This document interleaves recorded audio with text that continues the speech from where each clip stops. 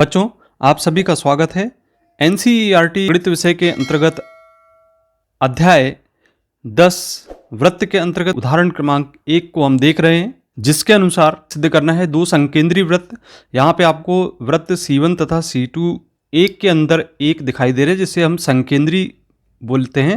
हमें बड़े वृत्त की जीवा जो छोटे वृत्त को स्पर्श करती है, बड़े वृत्त की जीवा AB है और इस छोटे वृत्त को बिंदु P पर स्पर्श करती है। तो ये स्पर्श बिंदु पर समद्विभाजित होती है, ये हमें सिद्ध करना है। तो जैसा कि हमें ज्ञात है, यहाँ पे केंद्र O वाले दो संकेंद्रीय वृत्त C1 तथा C2 हैं तथा बड़े वृत्त की जीवा AB और जो छोटे वृत्त को C2 पर बिंदु P पर स्पर्श करती है। अब हमें सिद्ध करना है कि AP बराबर है BP के, अर्थात यहाँ पे जो जीवा है वो दो भागों में समद्विभाजित हो जाती है, अर्थात दो भाग बराबर बराबर हमें प्राप्त होते हैं, AP और BP।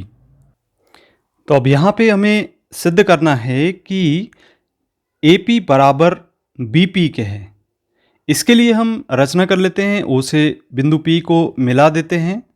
तो हमने रचना में लिख ली कि OP को मिलाएंगे। अब हम इस प्रकार AB वृत्त C2 के बिंदु P पर स्पर्श करती है। इस प्रकार AB जीवा वृत्त C2 के बिंदु P पर स्पर्श करती है और OP यहाँ पर त्रिज्या होगी। अब हम यदि पिछले प्रमेय क्रमांक 10.1 की बात करते हैं, जिसके अनुसार वृत्त के किसी बिंदु पर स्पर्श रेखा स्पर्श बिंदु से जाने वाली त्रिज्या पर लंब होती है। तो ये जो त्रिज्या है, इस पर ये स्पर्श रेखा लंब होगी। तो यहाँ बिंदु P पर 90 अंश के कोण निर्मित होंगे।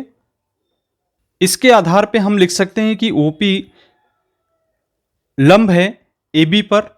अब AB वृत्त C1 की एक जीवा है और OP लंब है AB पर। तय OP जीवा AB को समद्विभाजित करेगी, क्योंकि केंद्र से जीवा पर खींचा गया लंब उसे समद्विभाजित करता है।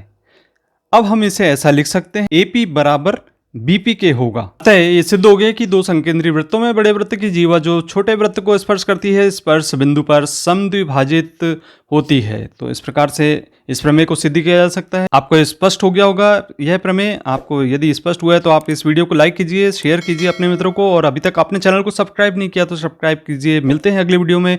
धन्यवाद।